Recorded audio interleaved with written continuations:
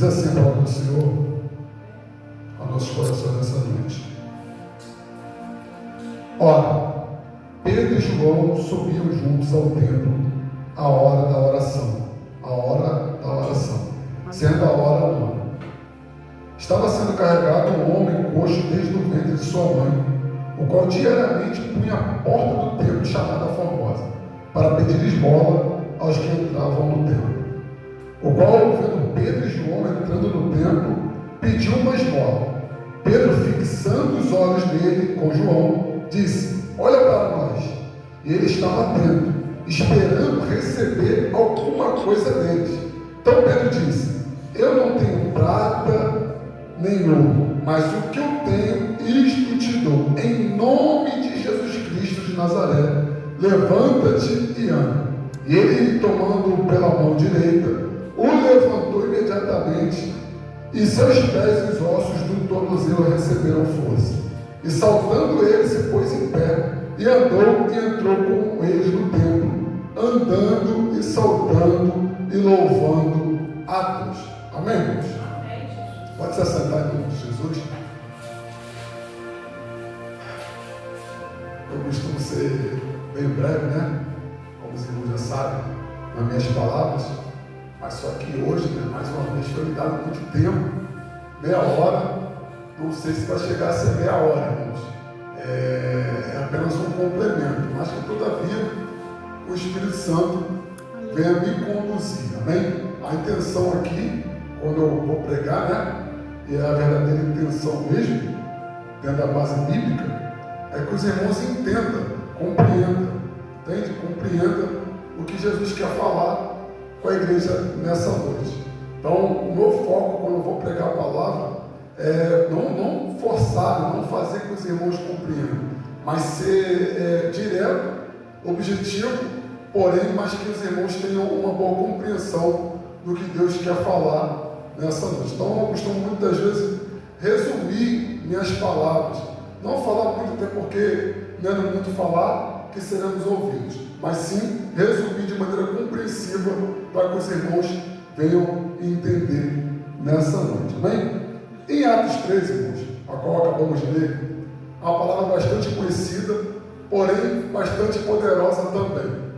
E cada vez que a gente lê a palavra, cada vez que a gente estuda a palavra, Deus nos dá algumas revelações, algumas interpretações, alguns, vamos dizer melhor assim, entendimento acerca da palavra. Então, ela pode ser pregada 10 milhões de vezes, porém também pode ser pregada 10 milhões de vezes diferentemente. Ou seja, eu posso pregar de uma forma, pastor de uma forma, missionário de uma forma, e assim sucessivamente, porém de maneira diferente, falando para o povo de maneira diferente, dentro da mesma palavra. E nessa noite, irmão, me chama muita atenção o que Jesus fez com esse coxo.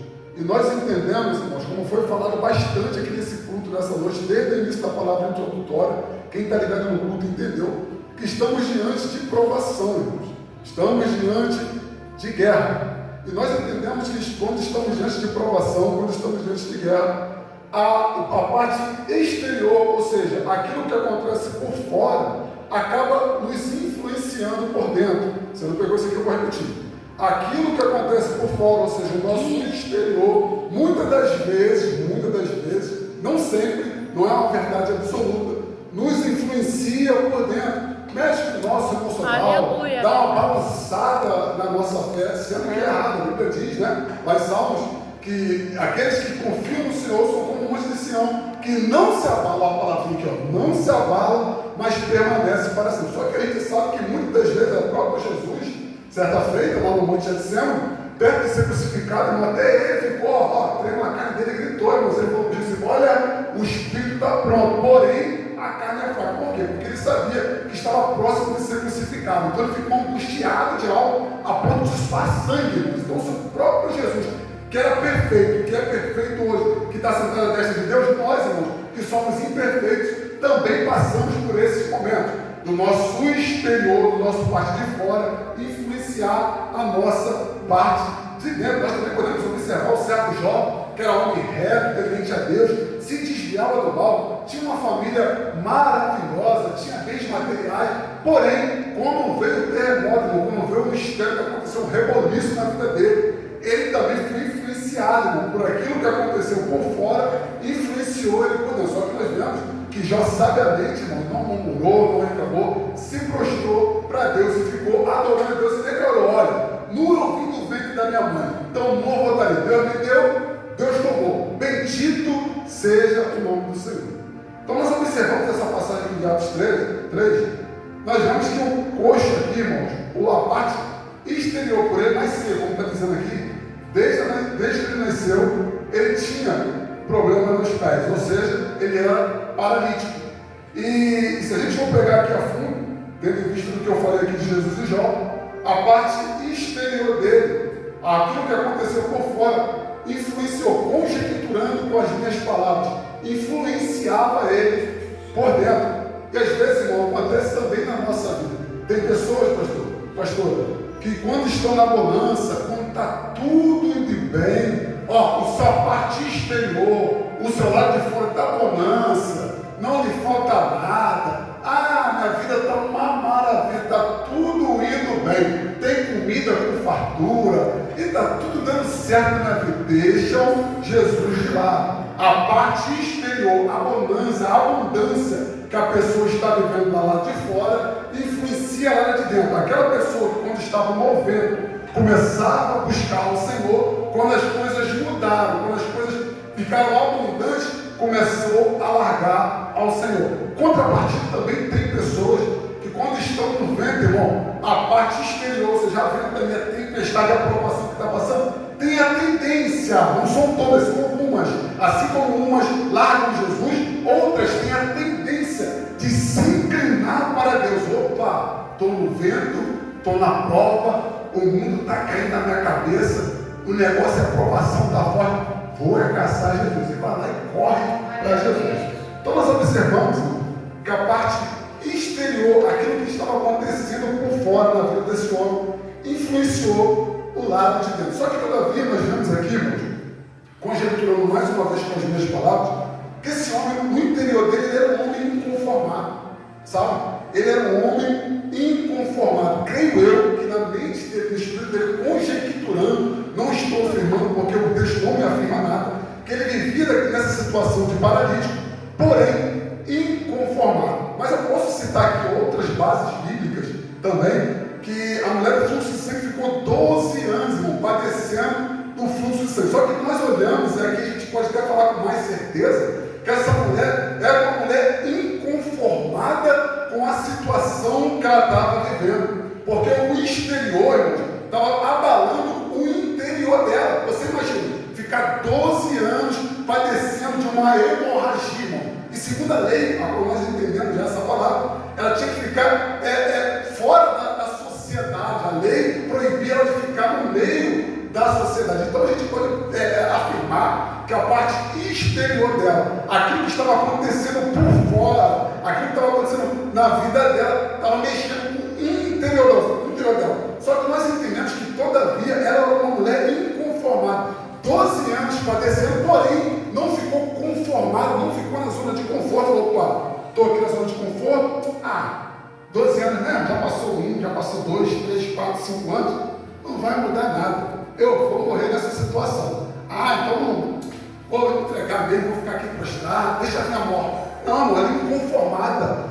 São 12 anos lutando para sair dessa situação ruim, para mudar o exterior dela, para mudar a parte de fora dela. Enquanto, irmãos, ela não achou uma solução, ela não se conformou. Podemos falar também do cego de Jericó, irmão, estava ali à beira do caminho, creio eu, por muitos tempos, não me lembro aqui agora exatamente quantos anos esse homem ficou à beira do caminho, só que também, irmãos, era um homem inconformado, ou seja, ele não era conformado com a situação que estava vivendo. Na primeira oportunidade, Lucas, que ele ouviu, opa, Jesus vai passar por aqui, ele, filho de Davi, tem misericórdia de mim.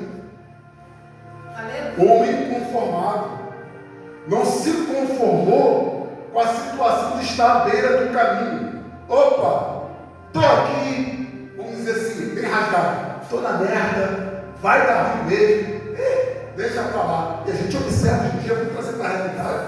Tem pessoas em Bebetar que dormem na rua. Eu estou falando aqui por experiência própria, já fui evangelizar, já conversei. E os caras se entregaram, irmãos. Se entregaram. Eu não quero saber de casa, não. Aqui é muito melhor do que no meio da minha família. E minha família, tudo não presta. Eu morava com a minha esposa me largou, não presta. Meu filho não presta, briguei com ele. Irmãos, estão conformados em viver naquela situação. Mas por que você está falando isso nessa noite? A mensagem para mim e para você nessa noite, irmãos, é: não se conforme com a situação que você está vivendo, irmãos. Seja uma pessoa inconformada. Entende nessa noite? Mas Rodrigo, o mundo está caindo na minha cabeça. Porém, eu não estou conformado, eu estou inconformado e vou buscar ajuda em Jesus. Irmão, Rodrigo, está tudo dando ruim, eu estou triste, desanimado. Quando eu deito a cabeça no travesseiro, estou arrepiando aqui. Quando eu deito a cabeça no travesseiro, não consigo dormir direito. Estou sentindo uma tristeza profunda, mas estou inconformado. Eu estou buscando em oração, estou buscando ajuda em Deus para mudar esse cenário, irmão. Seja uma pessoa inconformada, irmão. Pare de conformar com o cenário ruim que você está vivendo hoje. Entende? Nessa noite, está ruim, cenário de caos, caótico, porém inconformado. Porque tem gente, irmãos, que infelizmente se deixa levar. Ah, o cenário está ruim, o cenário está caótico. Parei. Vou buscar mais Jesus não. Quero mais saber de oração não. Tá bom, vamos lá, Bíblia. Penina, você imagina, pastor? Se Ana, na verdade, Ana olhasse para a fonte de Penina, ela poderia falar: eu quero. Já que você vai subir na casa de Salomão, se já é de costume fazer isso aí todo ano, vai por mim lá. Vai lá, sobe lá, apresenta lá o sacrifício, tá bom? Aí eu queria perguntar para ela: mas Ana, por que está acontecendo, minha filha? Não vai não? Vou nada. Já se passaram, foi 27, né, que o pregador pegou lá, os 4. Já se passaram 24 anos, e 24 anos, Penina me afrontando. Ah, é muita luta, eu quero. Sobe lá e apresenta para mim. Não, irmãos. Nós vamos que diante de 24 anos lutando. Irmão, não é fácil. Como você tem 12 anos a mulher do fluxo, 24 anos subindo, irmão, debaixo de luta, mas inconformada de não ter um filho, irmãos.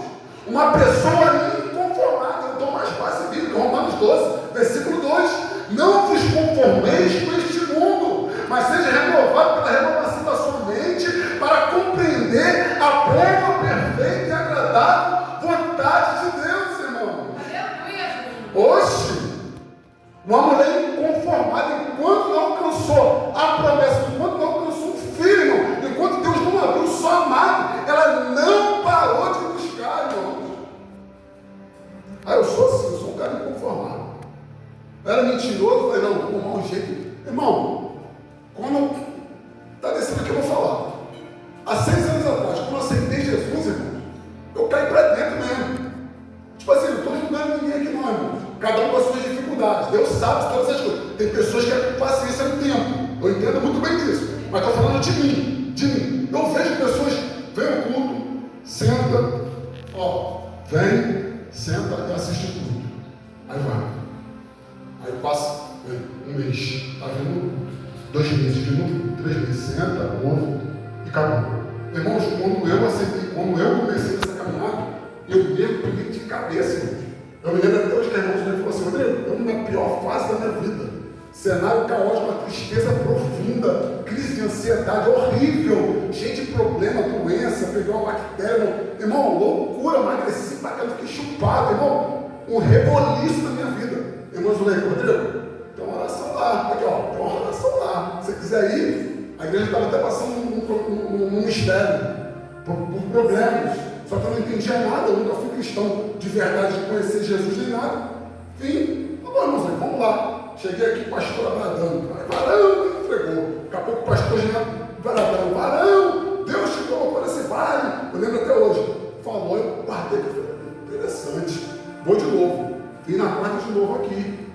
Problemas, era uma oração, não era nem culto, era oração. Falei: amém. Daqui a pouco me chamaram para ir em outra igreja, fui. Daqui a pouco, vamos no Morro das Cinzas. Chegou no Morro das Cinzas, eu fui. Se eu não me engano, eu cheguei, acho que menos de 7 cultos. E olha que eu nunca fui cristão, irmãos. Nunca fui cristão. Menos de 7 cultos eu acho que eu fui. Quando foi o dia que eu decidi, lá no Morro das Cinzas, o pastor Jean fez o apelo. Por isso que eu menciono, eu não para Jesus.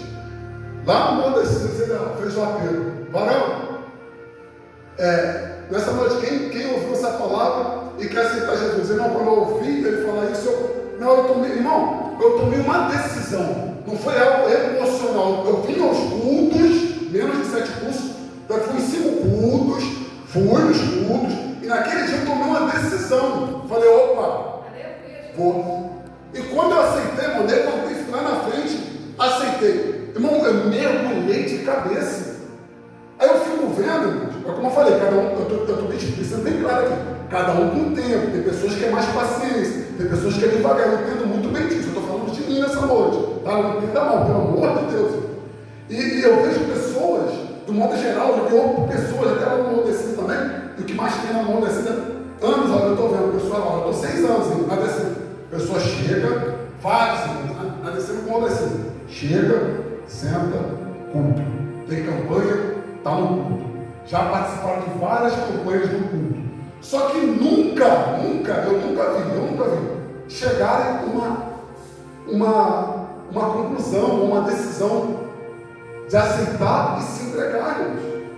Entende? São pessoas que estão vendo o seu cenário ruim, está vendo que não tem paz, está vendo que não tem alegria, está vendo que está faltando as coisas, está vendo que é só um problema, sabe que Jesus tem o poder para fazer, para mudar o cenário, porém, não são inconformados, irmãos. Entende? E nós nessa noite precisamos ser inconformados, irmãos.